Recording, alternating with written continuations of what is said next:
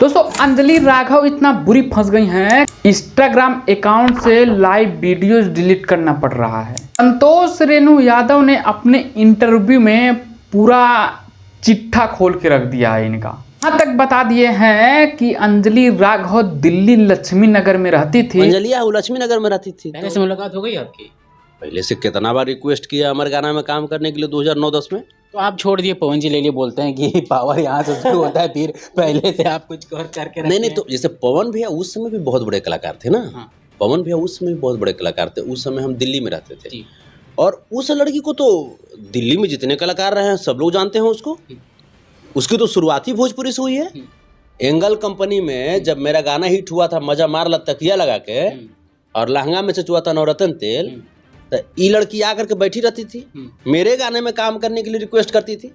अब लोग मजा उड़ा रहे हैं इनका कि ये क्या है अंजलि जी, पहले तो बहुत सती सावित्री बनती थी, ऐसे लाइव में आके बहुत सती सावित्री बन रही थी, और इनका पुराना हिस्ट्री निकाला गया तो पता लगा कि साला इससे भी खराब इनका हालत था। अच्छा बात नहीं है।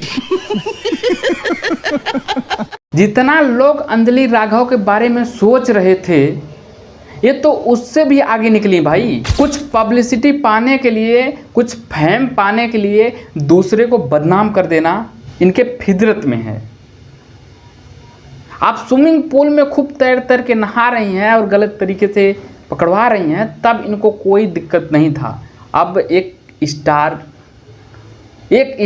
स्टेट पे जाके थोड़ा पकड़ लेता है कमर इनका, तो इनको इतना अश्लील लगता है, इनकी बेइज्जती होने लगती है और नेशनल मीडिया तक ये खबर पहुंच जाती है। यहाँ तक कि इनके साथ एक गाना करती हैं तब ये बोलती हैं कुछ नहीं था।